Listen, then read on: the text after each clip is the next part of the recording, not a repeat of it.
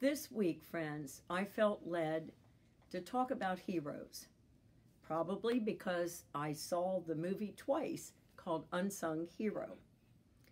My mother was probably my greatest and most admired hero throughout my life. I always wanted to be like my mother, Rebecca Jeffers. The word hero, according to Oxford Dictionary, means a person who's admired or idealized for their courage, outstanding achievements, or their noble qualities. My mother was the oldest of 6 children, born into a financially challenged family. Her father was never able to afford to buy a car, so he walked the many blocks in Wilmington, Delaware, to his work daily. My mother was the co-valedictorian at Wilmington High School out of 500 students. She had told me that she would often walk across the street and ask the Catholic priest who was their neighbor if she could borrow some of the encyclopedias so that she could write papers. She depended on others and yet was so self-reliant in so many ways, but she turned to others in her neighborhood to help her financially with the books that she couldn't afford to own. She could borrow them. When my mother wanted to be a teacher of foreign languages, in fact, she wanted to teach 3 and 4 different languages. She had learned so many in high school, she thought, I'll get further training and I will learn how to teach those to students. Unfortunately, with her parents' lack of financial ability to pay, there was no way that she could attend a 4-year college.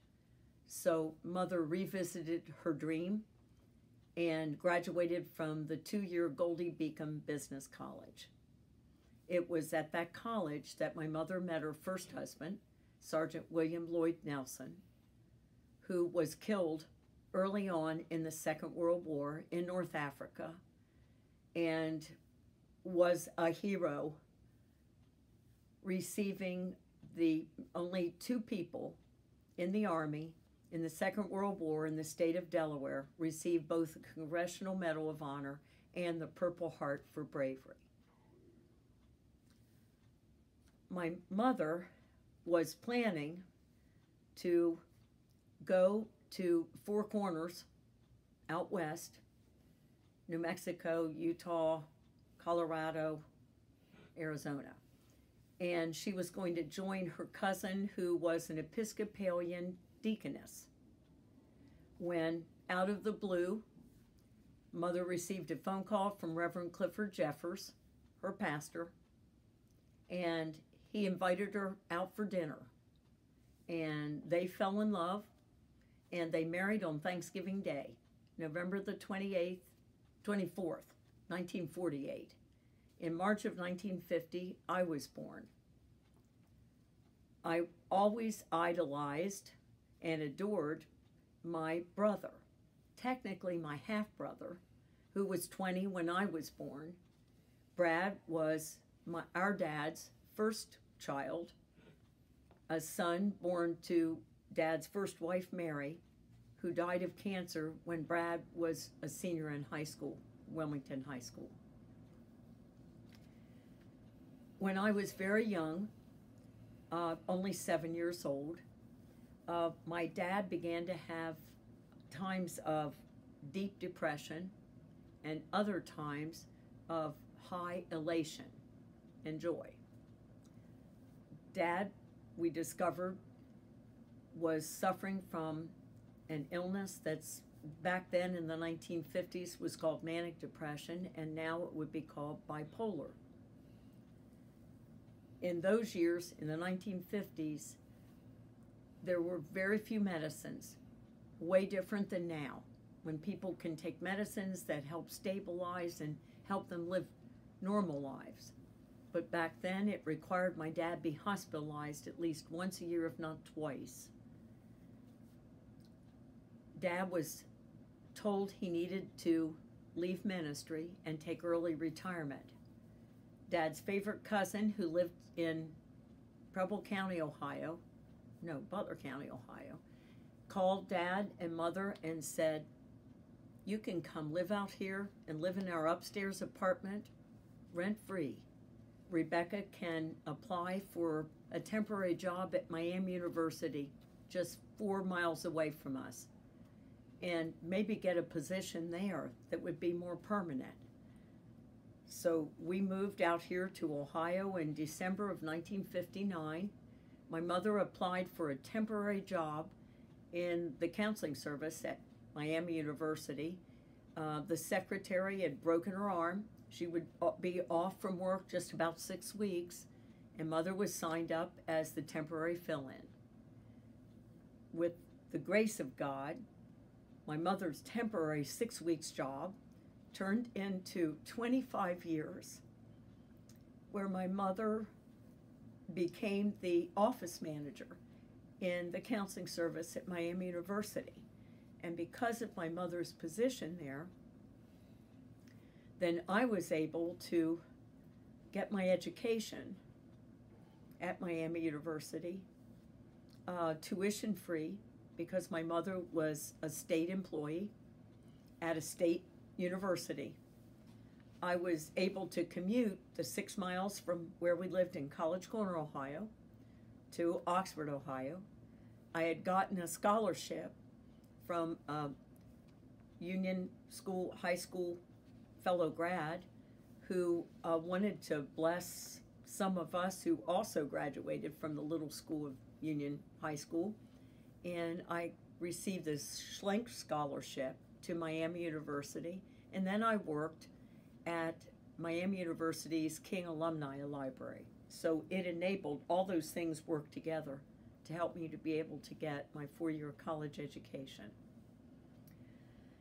After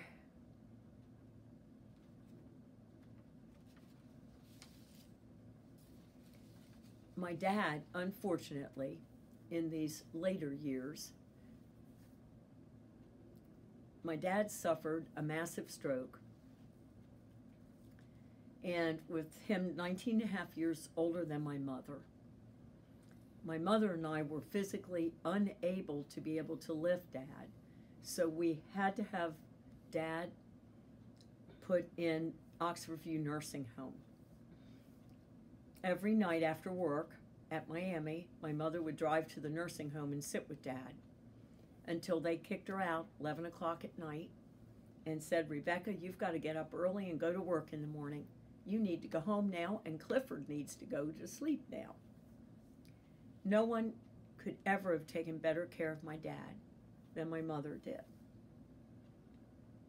When my husband, Phil, took a principalship here in Jackson, Ohio, and we moved here in August of 1987, he took this position at Parkview Elementary School.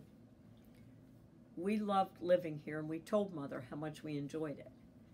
And after my mother's retirement, and she had a number of health concerns happen, then we invited her to come live here in Jackson. She loved being a resident of Jackson. She loved our church family. She loved, in her mind and ours, the best next door neighbor anybody could have, Ernest Ridge. Mother loved even the construction here in Jackson. She loved the countryside.